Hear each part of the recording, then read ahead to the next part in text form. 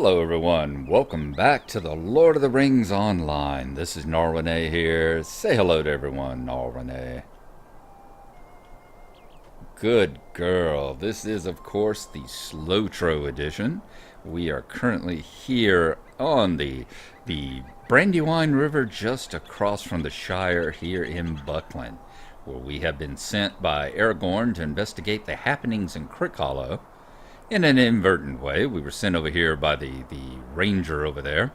But Aragorn sent us down here to see what the heck was going on and see where the other four Black Riders have gone to be. And that's where we found out his name starts with an L. What is it? Langland. Langland was the ranger who was watching over the lands of the Shire and the Buckhollow here, Buckland here, when the Black Riders came looking for Baggins, and he tried to stop them and got ran down for his troubles. So what we are going to do is we are going to go investigate Crickhollow right quick, and then we're probably going to go across and over and talk to Farmer Maggot over there at Bam Furlong, because he's got information. Miss Brandybuck up here, I think it's Celandine Brandybuck if I remember correctly, is wanting information about the old forest, and Farmer Maggot has the best notes of anybody apparently, being that he is probably one of the most noted authorities on such situations on this end of the Shire, and probably on the other end of the Shire as well. It's like if you want to know about growing potatoes and root vegetables, you go and talk to Farmer Cotton. If you want to know about things going on in the old forest, you come and talk to Farmer Maggot. Okay, we are going to head on over here into Crickhollow. We're going to go into the area that is actually where Frodo's house was. Whenever he moved over here, he spent all of a partial night in it before he went on into the old foresting and went on his merry way on his long journey to Mordor and back, his own there and back story. So we're going to come and talk to Fredegar Bolger. This is old Fatty Bolger who got left behind, the member of the conspiracy that did not go any further along. So we are going to meet with him and see what happened. Let's take a look at the bestowal text right quick. You say that Underhill is with Aragorn. I know of no Underhills. I was sent to watch over a hobbit named Baggins. I must assume that is whom Aragorn spoke of. That he is safe is welcome news, for my fears are somewhat allayed. It was late in the night when I heard the horn call of Buckland.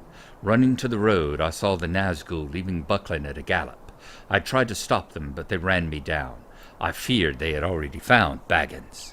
The four riders passed eastward toward Bree, but we may discover what they learned, if anything, at Baggins' home in Crickhollow. It is a cottage surrounded by a high hedge, almost directly southeast of the Buckland Gate. If you learn anything, return to me. What news you can bring me may help determine the movements of the Nazgul. So that is what we've done. Now let us talk to Fredegar. Remember, Fredegar was one of the ones you had Merry, Pippin, Sam,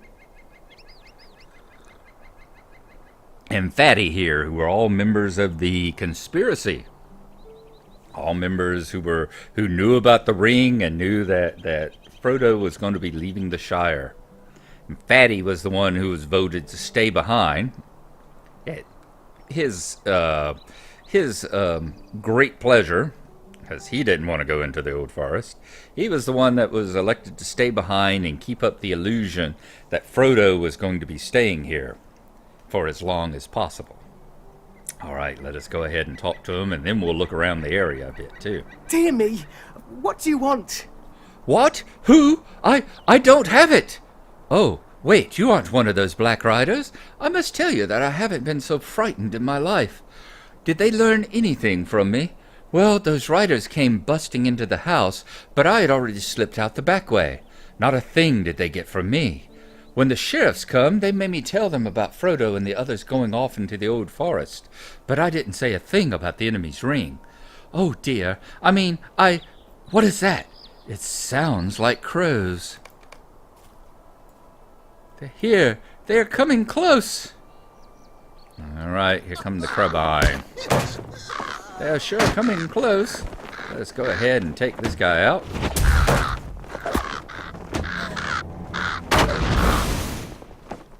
Let's hit him with a stick. What do you know? We got a fight going on without a bear. Oh no, more coming. We might go ahead and pull him up. Oh, here comes the next two. They don't last long when bear gets involved. You did it! We've talked about this with Gnarlo with Gnarlo in the past. Bye-bye, Bobo. Thank you for the cameo appearance. I hope they don't come back. Some flew off into the old forest. You didn't get all of them, though. All right, we talked about that last time. That we were here is that it used to be a lot more of the Crabine than this. It used to be, well, it's just like all of the quests, you know, on the epic line. There used to be quite a few of them. Used to be tougher. There used to be a group of 4 or 5 that would come down. I think a couple of waves of 4 or 5, but even then, they aren't that tough. The toughest part, keeping Fredegar alive. So as you see, it was going to be pretty easy, really, to keep Frodo leaving hidden. Especially because, you know, he didn't ever leave the some nice hobbit gardens. He didn't even leave Bag End all that often. He was known as a bit of a recluse up there, especially after Bilbo left. This must be the back door that he slipped out of while the riders were breaking down the front one. So it wouldn't have been too terribly surprising. Sam wouldn't have put up with that. It's a good thing Sam left, because Sam would have been very upset at the states of your gardens here. So it wouldn't have been too hard to keep up an illusion for long that Frodo was no longer here. Let's see, anything there? Just some piles of dirt. Looks like maybe Sam was already out here kind of weeding and moving in dirt and all that. Let's see, there's a busted barrel they left behind. There's where they cracked the door trying to get in. And there is one of Frodo's cloaks. Or a hobbit cloak anyway, on the doorstep there. All stuff that was in the book where they broke the door and they threw the hobbit cloak down on the ground whenever they heard the horns of Buckland ringing and thought, you know, fool hobbits, fool halflings, let them blow their horns, that the Dark Master would deal with them soon enough. It's not an exact quote, I don't think, but it's probably pretty darn close. All right, let us go on out. Let's go back talk to Lenglin again. He's not too far away, over and across and up the hill here. And then we are going to head on over to Farmer Maggot's. So we will see you again very shortly, as we run past all the damage that they made as they left town on their way out.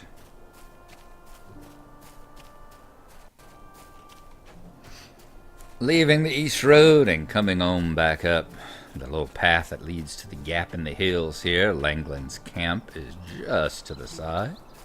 We will speak to him of what we have learned and what we have saw with the Crabine going about.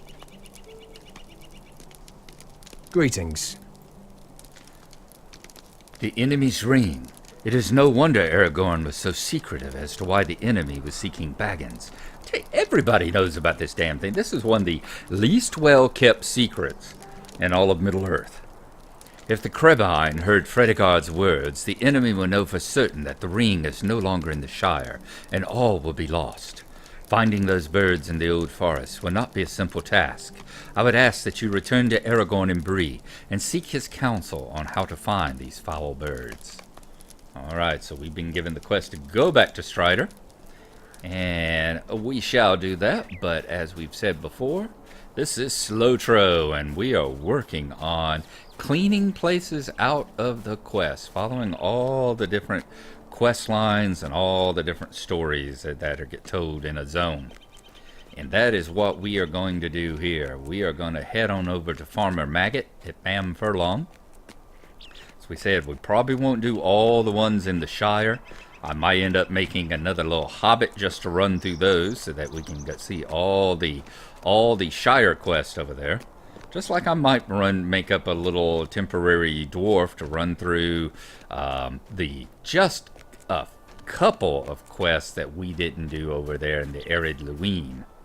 We did the vast majority of them. I think there may be only one, maybe one, involving the guardhouse over there that we didn't actually get to because it was for basically dwarves only. Happy to help. It's a nice name of a fellowship there. All right.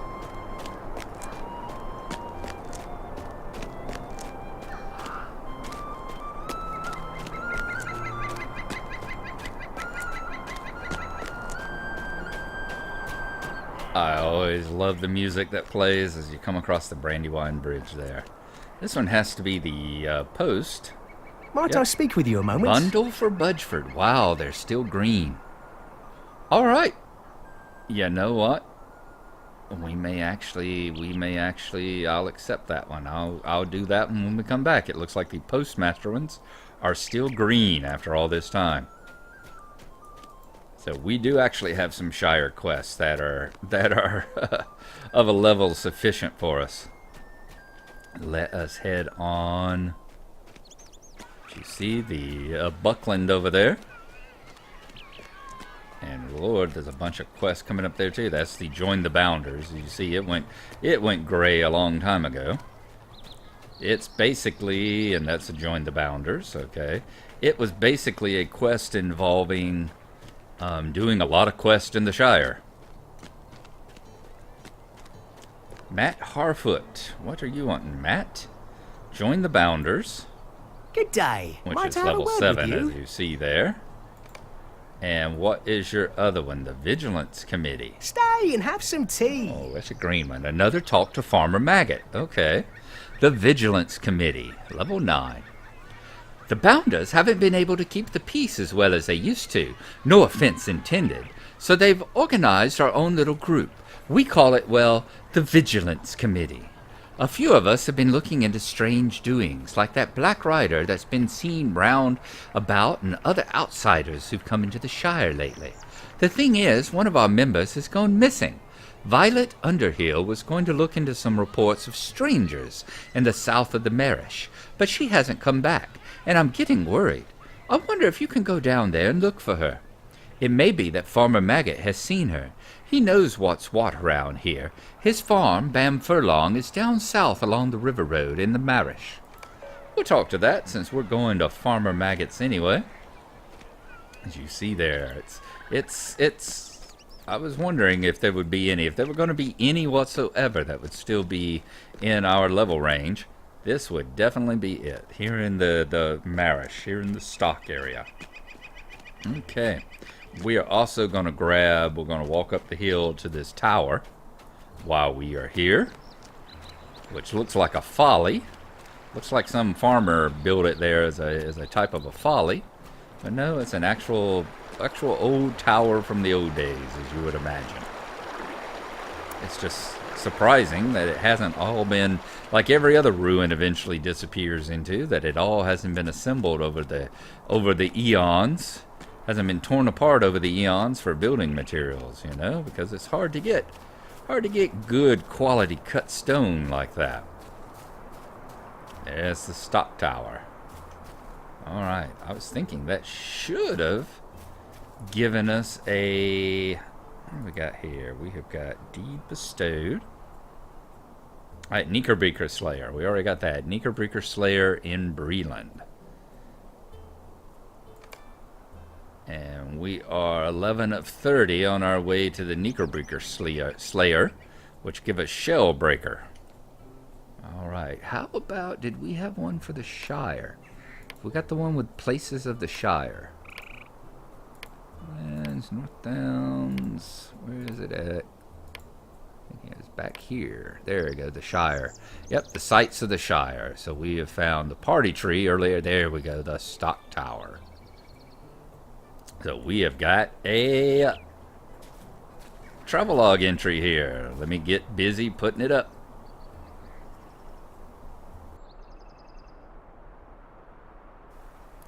The Stock Tower. The Stock Tower is a curious old Honorian ruin standing guard near the Brandywine Bridge. Few such ruins still stand in the Shire, having long ago been dismantled by industrious hobbits to construct more modern residences. But the Stock Tower has become something of an icon, and mischievous hobbit children have been known to frequent the ruin despite their parents' admonishments to the contrary.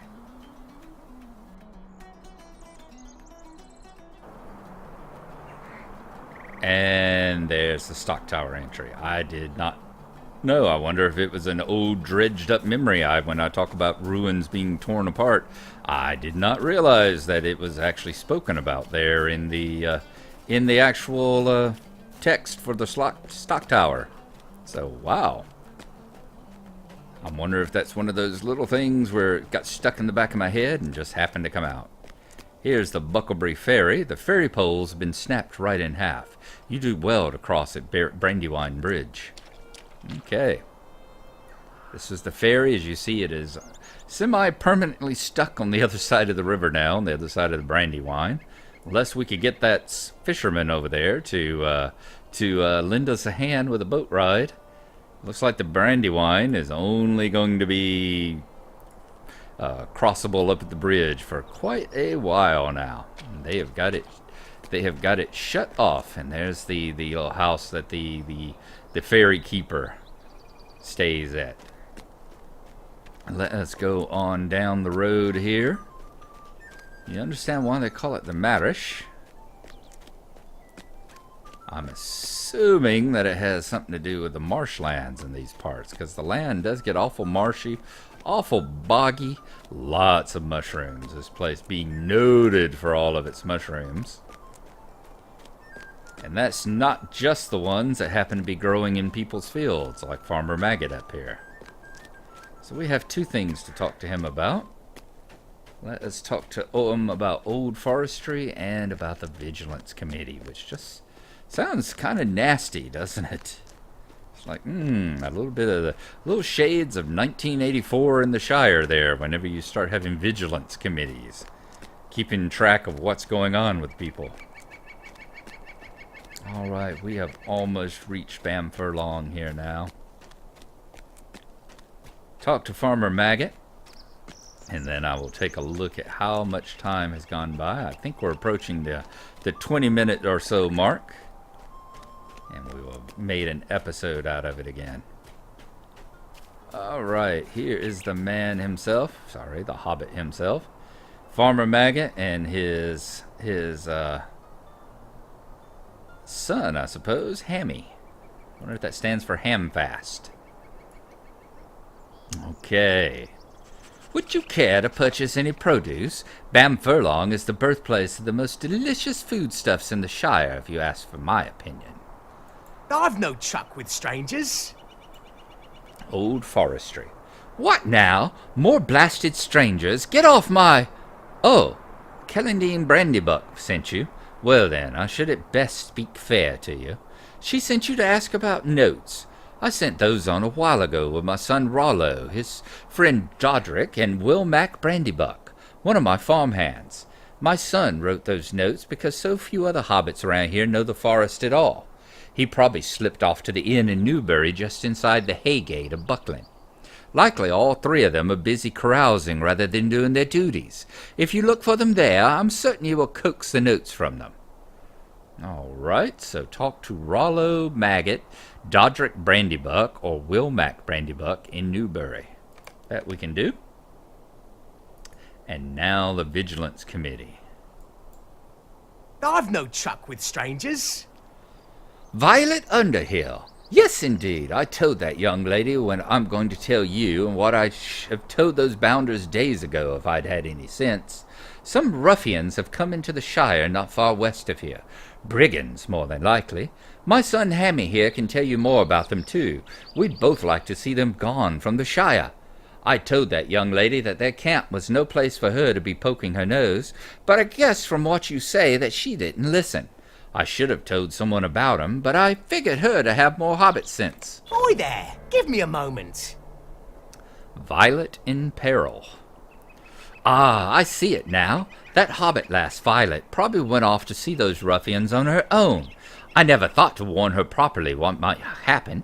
I just figured she'd have the hobbit sense to head back to Stock with the news so Matt Harlfoot, and maybe the Bounders, could do something about them.